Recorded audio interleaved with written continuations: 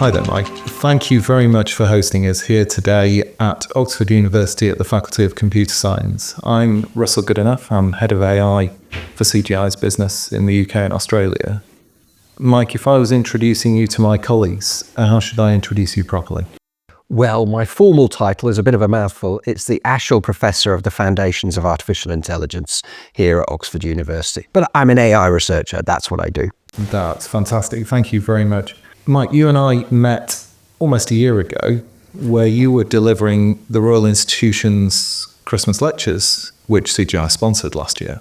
There was a point in the Christmas lectures that really hit home for me. I think you said 2024 would be a landmark year in artificial intelligence. Well, we're pretty much a year on now. So in reflection, how do you see 2024? So I think it's very often difficult to know when you're living through a technological watershed moment, when there's a kind of a before and after moment, when things really fundamentally change.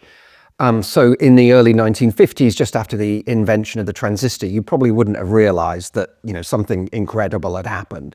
In the late 1970s, you might not have realized that something incredible had happened with the advent of the first desktop computers. But I think we can be confident that 2023, 2024 are watershed years in AI history in particular, but I think genuinely in technological history. So what we saw in the run-up to that is November 2022, OpenAI released ChatGPT.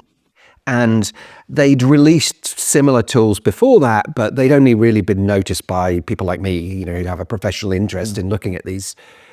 But ChatGPT famously went viral and it attracted 100 million users in 6 weeks or something like that. By comparison, it took the World Wide Web something like 6 years to get to that many users.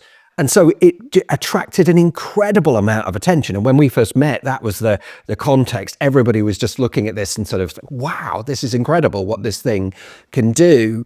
And there was a lot of kind of really quite frenzied speculation about how fast AI was moving at the time, and some of the discussions, editorials in newspapers about whether AI was going to be out of control very soon and so on.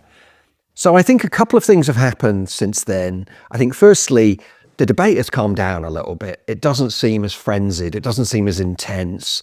And I think some of those fears that people had at the time that things might be spiraling out of control, I think they've rested a little bit. I think they're a bit more grounded in reality. But I think the other big change that we've seen is, firstly, from users are now really looking at how they can put this technology to work. Okay, I've got over the phase where I'm just impressed by what being able to talk to ChatGPT about quantum mechanics or Liverpool Football Club or the history of Oxford University, chatting about all of those things. I'm over that. How do I actually put it to work? And I think we're seeing people put it into their business workflows more and more. So that's really interesting, Mike. Just a couple of questions on that.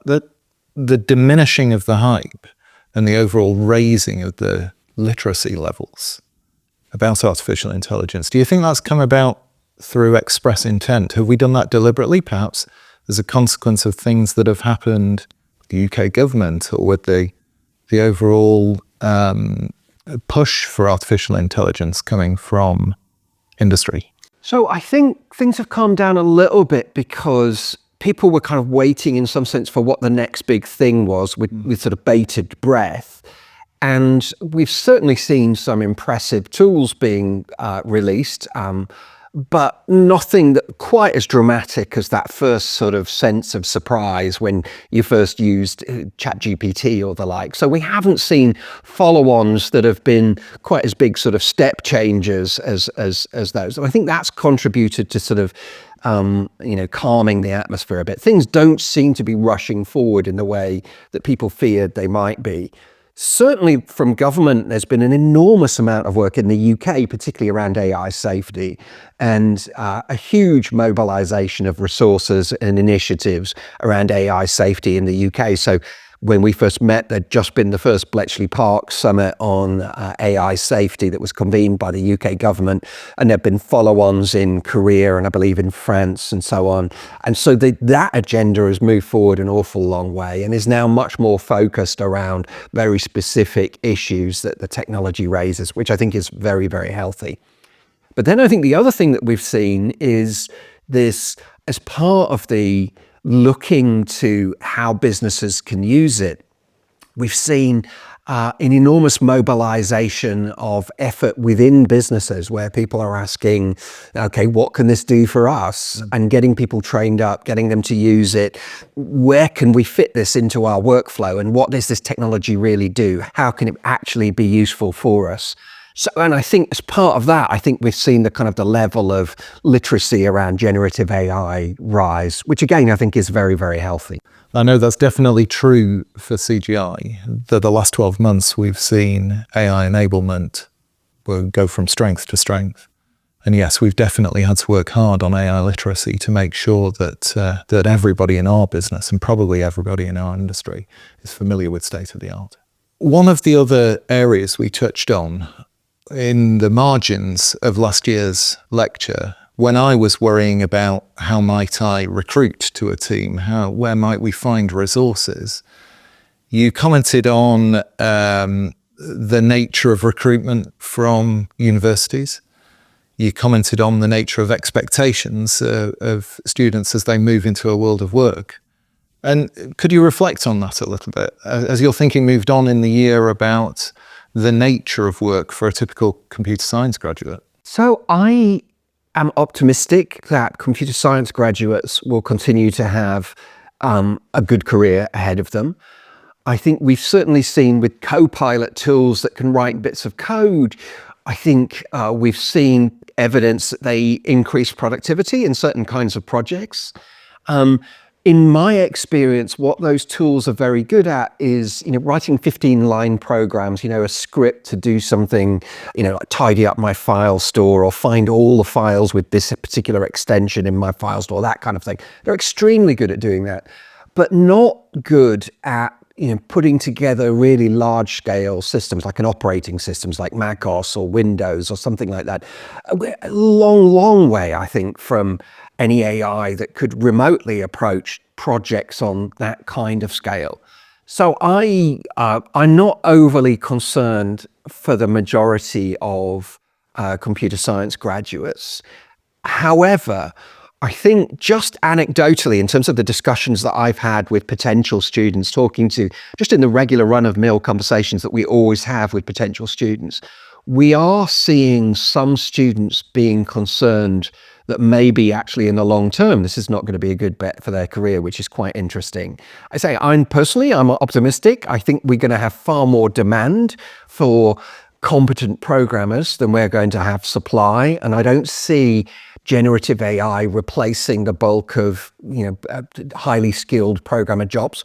But there may be a perception from amongst teenagers, basically the kids who would be going in, that they're a little bit nervous about whether this is going to be a good career trajectory.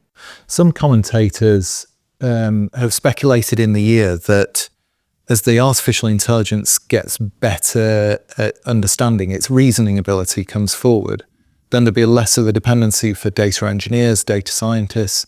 Would you buy into that view? I still take the view. It'd be interesting to revisit this in 5 years, by the way, and see whether or not I'm right or not. But I take the view that for the majority of people, including computer programmers, AI is going to be a tool that they use, a tool which is going to make them more productive. And that's the key phrase, actually. I think the sweet spot for this technology is productivity. It's going to be a tool that they use which makes them more productive rather than replaces them. And learning how to use the technology well, what it's good at, what it's not good at, where you can use it reliably and so on. These are the kind of really useful skills I think that people could usefully get. So for most people, I think it's just going to be another tool that they use rather than something which replaces them. I think a lot of people will find that reassuring. I think in the 12 months just gone, people are finding new ways to use the technology as an assistant, as an advisor, as a support resource. If you're horizon scanning for that to be the case long into the future, a lot of people will find that very reassuring. Moving on, you took the stage at the Alan Turing Institute's annual event, AI UK 2024, which we participated in. And the topic area of the discussion panel that you led was around artificial general intelligence. And we heard some enthusiasts thinking that might be prescient. We heard some more skeptical views that said, well, no, that's a long time in the future. But again, we're 6 months on now, and there's again been lots and lots of speculation. Have your views on AGI changed in the year? So this is a really interesting discussion, because a decade ago, if you'd asked me about AGI, I would have been utterly bewildered at why you were asking about AGI, because it seemed such a fanciful thing. It was a fringe activity, and I have to tell you, it was, I think, not well regarded by what I'll call the mainstream AI community. The people that were working on AGI were regarded as slightly eccentric, so putting that slightly politely.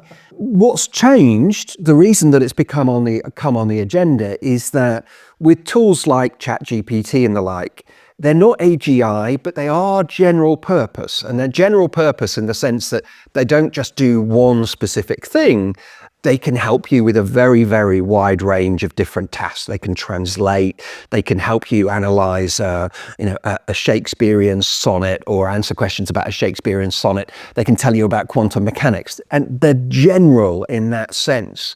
And so that generality has put AGI back on the agenda. Historically, I'm a bit of a skeptic about AGI, because I think to achieve full AGI will require some breakthroughs which are at least as large as deep learning and transformer architectures, which are the breakthroughs that are driving the current AI boom. And here's one way of thinking about that. We have ChatGPT and the like, where you can converse about quantum mechanics or whatever else that you turn your mind to. But we don't have a robot that could go into your house, clear the dinner table, and load up the dishwasher. And I think a version of AGI which isn't even capable of clearing my dinner table is kind of actually a very weak version of AGI. So if the version of AGI that you're interested in is just a very literate conversation participants, then yeah, I think, AGI is kind of here in some version already. And the technology will, of course, just get better. But if your version of AGI really means doing things that human beings can do, anything that a human being could do, I still think we've got a way to run on that. And I say the moment we have a robot that could go into a house that it had never seen before, didn't know anything about, and tidy up in the way that a regular human being could do, that's when we know we're going to be at a transformative moment. But a way off, I'm afraid. So digressing slightly, we were talking about AI UK 2024, but your role here at Oxford University grants you a purview over plenty of other regions as well. So how do you think the UK stands today in November 24 in relation to other countries around the world? If I rewind to the start of my career and look at the nations that were leading in AI, there was the US by a long way, but then the UK was a very respectable second. And there was quite a trade in researchers traveling between the US and the UK. Other European nations were a lot further behind. China, when I started my career, was not a visible presence in AI at all. If we fast forward to 2024, the US still has the dominant position, particularly in because it has Silicon Valley with this incredible track record of commercializing computer technology. It absolutely leads both in the innovation and in the commercialization of AI. So that's where the key advances are coming from. China, though, has the dynamic of China, the growth of China in AI over the last 20 years in particular has been extraordinary to watch. And China now has a huge presence in AI, which by volume is much larger than the UK.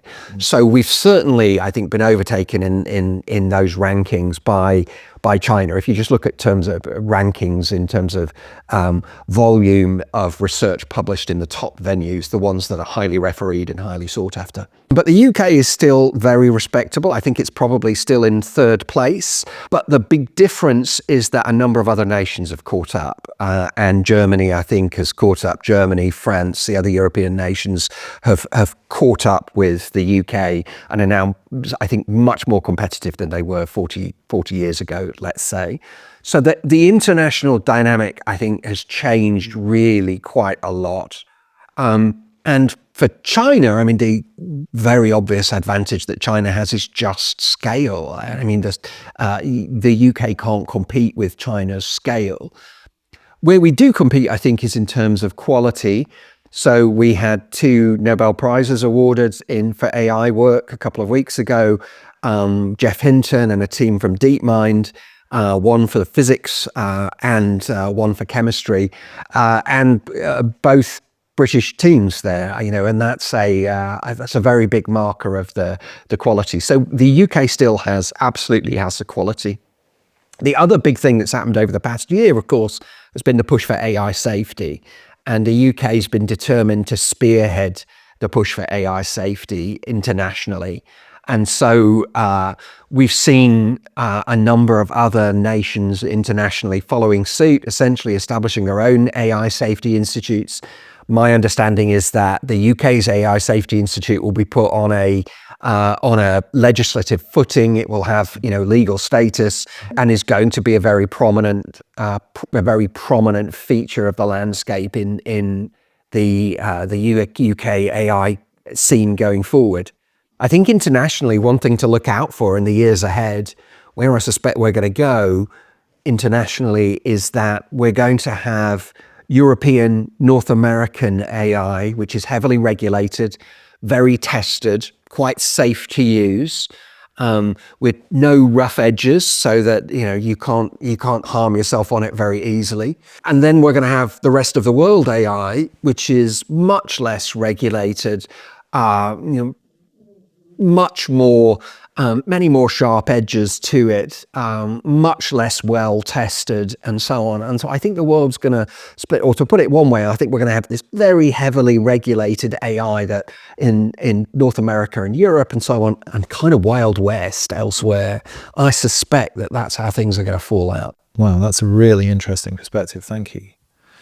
It does lead me on to a next question. I like to think about the opportunities for AI for good. I know a lot of commentators like to comment on their fears for AI. Could I ask you to dwell on perhaps some of the areas where you think AI has the most potential for societal good?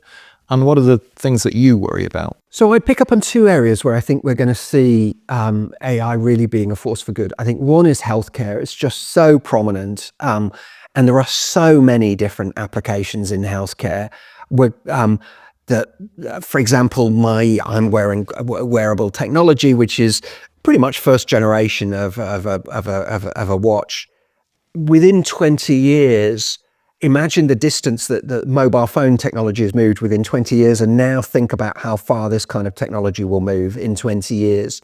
It's going to be monitoring my physiology on a 24 hours a day basis with 20 years of data about me and how my health has changed over that 20-year period.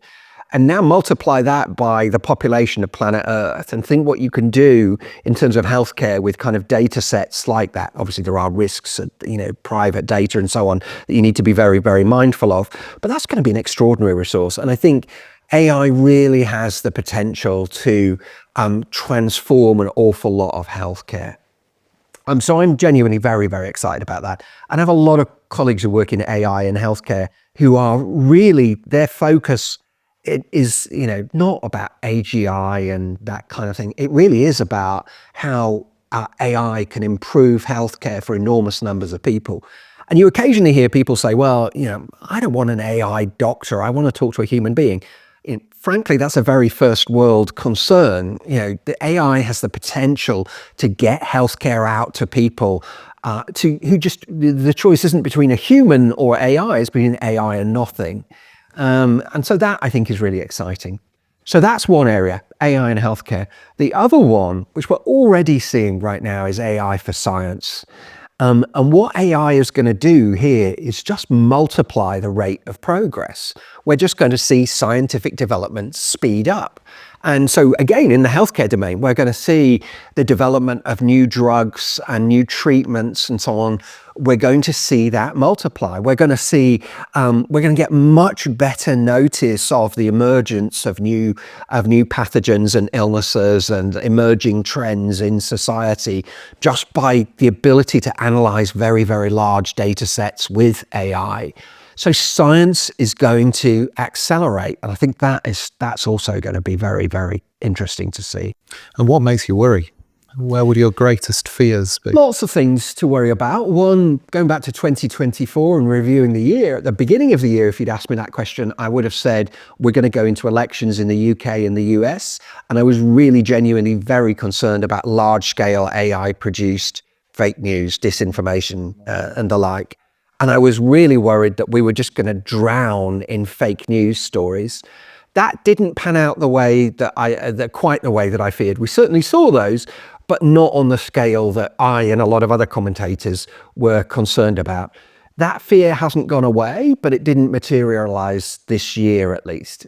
In 20 years' time, again, almost certainly on the internet, basically everything we're going to read is going to be AI generated. And one worry is that we get to a point where there is just so much fake news out there, we just don't end up believing anything because we don't know where to look anymore. We don't know what's true and what isn't, and we just don't end up believing anything. That's a scary prospect. We're beginning to see some impact on employment, I think. So, for example, people whose job is to produce routine copy. Now, by that, imagine that you're an owner of, let's say, an Italian restaurant and you want to generate a website.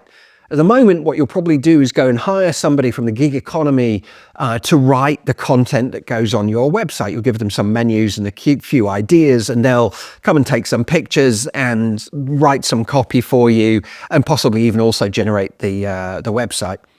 Now you can pretty much do that. ChatGPT will generate that copy for it. It will generate the HTML for you to populate that website. And there are large numbers of people employed in that sector producing routine copy. And it's routine in the sense that, it isn't, high art literature. It's routine in that sense. There is already evidence that their livelihoods are being affected. There aren't as many jobs out there, and they're not paying as well in that kind of work. So that's interesting because I think it's one of the first indicators of how AI is affecting the workplace.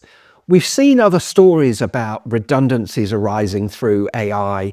It isn't clear to me anyway, the extent to which those are genuinely AI-based redundancies, or whether these are companies that are nervous about where the AI is going and making redundancies and anticipating a downturn or something like it. But anyway, we are, I think, beginning to see the signs of AI affecting employment. And the year ahead is going to be quite an important one to see how that pans out. I think we've definitely seen a transformation already in the nature of the work that our business conducts. But I do feel optimistic that it's a transformation in the nature of work rather than a reduction in the amount of work, especially when people are working on kind of critical national infrastructure. You mentioned there the coming year.